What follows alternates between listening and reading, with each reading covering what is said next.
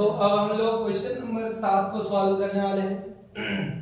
यदि cot theta बराबर 7/8 तो एक नंबर में 1 plus sine theta into 1 minus sine theta बटे 1 plus cos theta into 1 minus cos theta का मान निकालना है। और क्वेश्चन नंबर 2 है उसी का cot स्क्वायर थीटा का मान निकालना है। तो चलिए हम लोग सॉल्व करते हैं और देखते हैं क्या होता है। तो दिया हुआ है cot थीटा बराबर 7/8। तो हम लोग त्रिकोणमितीय अनुपात से जानते हैं कि साइन का पी बाई एच होता है, कॉस का बी बाई एच होता है और टेन का पी बाई बी होता है। तो टेन का जस्ट उल्टा कॉट होता है, तो पी बाई बी का बी बाई पी हो जाएगा। तो यहाँ लिखेंगे बी बटे पी बराबर क्या हो जाएगा 7/8। तो हम लोग लिखेंगे यहाँ b बराबर 7 एंड p बराबर 8।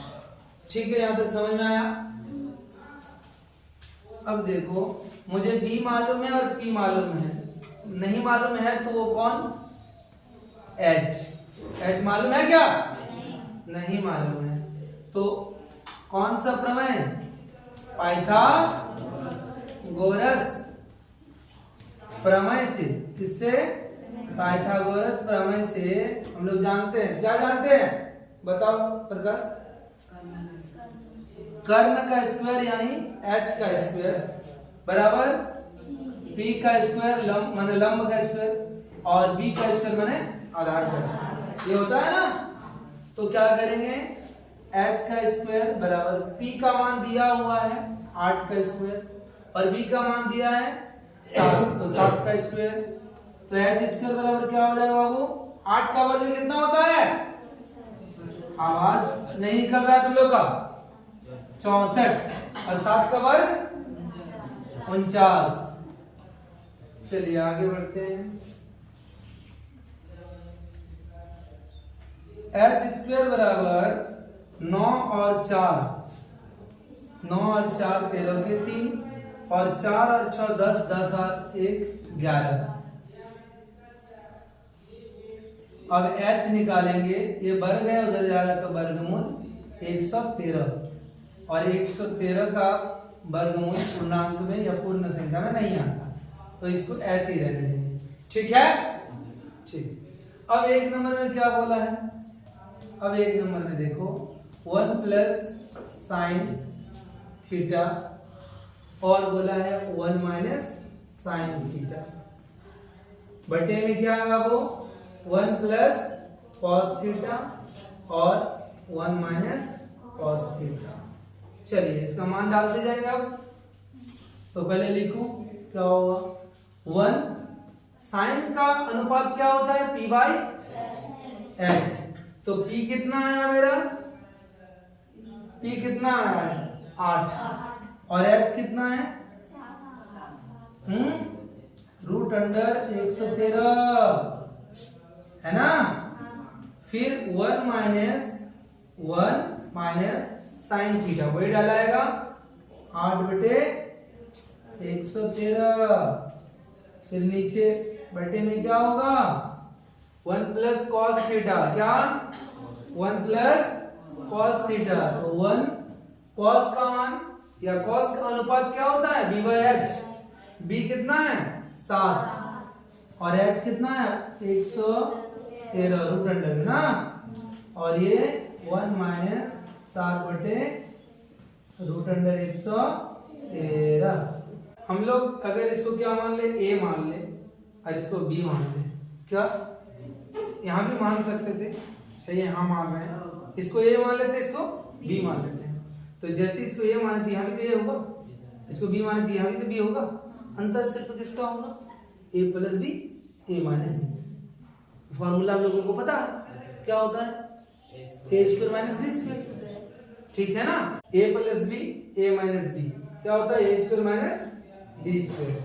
तो लिख देंगे 1 का स्क्वायर माइनस 8/113 √100 में ना का स्क्वायर बटे में क्या होगा? यहाँ भी वही हाल। इसको अगर a मान ले, इसको b मान ले, तो यहाँ भी a, यहाँ भी b। a plus b, a minus b क्या हो जाएगा? a square minus b square, तो 1 का स्क्वायर माइनस 7 बटे रूट अंडर 113 का स्क्वायर। कोई दिक्कत नहीं है, यहाँ लिखोगे तो लिख दो, चूंकि a plus b a minus b equal to a square minus b square, ठीक है। तो इस तरह से ये हो जाएगा, तो वो 1 का वर्ग 1 ही होगा, 8 का वर्ग 64 होगा, और 113 का रूट अंडर में है बाबू, तो ये वर्गमूल और ये वर्ग कट जाएगा, तो क्या बचेगा 113। यहाँ फिर क्या हो जाएगा 1 साथे साथे 49 बटे 113, ठीक है जी। अभी देखो क्या करेंगे, यहाँ 113 1 के नीचे कुछ नहीं, 1 है मान लो, तो इसका लॉस करोगे 113 ही होगा, नीचे क्या होगा 113 ही होगा। अब 113 से इसको 1 से भाग दोगे तो 113 आएगा, फिर इसको मल्टीपल करोगे 113 आएगा, घटा 64 बटे में, फिर क्या हो जाएगा उसी प्रकार यहाँ भी हो जाएगा 113 और यहाँ क्या होगा 113 घटा 49 बराबर क्या हो जाएगा 113 से 64 घटाओ कितना होगा, पहले एक काम करो ना, 3 से 4 घटाओ, नहीं घटेगा, तो 13 से 4 घटाओ कितना होगा, 13 से 4 घटाओगे 9, और 10 से 6 घटाओगे 10 से 6 घटाओगे 4 बटे में क्या होगा 113 बटा 13 से 9 घटाओ 4, 13 से 9 घटाओ 4, फिर 10 से 4 घटाओ 6 बटे में क्या होगा 113, इधर कहाँ है 49 बटे 113 है, हाँ बोलो, और ये बटा है मतलब भागा है, भागा को गुना में जैसे ही चेंज करेंगे 64 बटे 113 का व्युत्क्रम हो जाएगा 113 बटे 64, और फिर क्या हो जाएगा इधर नीचे पूरा कर देते हैं 49 इंटू 113 बटे 113 इंटू 64, ये कैंसिल, बचा कितना 49 बटे 64, और ये है आपका आंसर, ठीक है। अभी रुक जाइए और अगला क्वेश्चन भी देख लीजिए, उसी में क्वेश्चन 2 था, और देख लो क्वेश्चन क्या है, कॉट स्क्वायर, क्या है कॉट स्क्वायर, तो कॉट स्क्वायर, कॉट का क्या होता है tan का होता है p बाई बी, तो कॉट का उसका जस्ट उल्टा क्या हो जाएगा b बाई पी, तो b बाई पी का स्क्वायर ना। अब क्या करोगे, b का मान कितना आया है 7 आया है, यहाँ लिखो 7, और बटे में p का कितना है 8, इसका स्क्वायर है, तो साथ साथ कितना होगा 49, और 8 का वैल्यू कितना होगा 64, ये हो गया आपका दूसरा आंसर। तो दोनों में क्या अंतर है, कुछ नहीं, दोनों का सेम आंसर आया, समझ में आया कि नहीं आया, ठीक।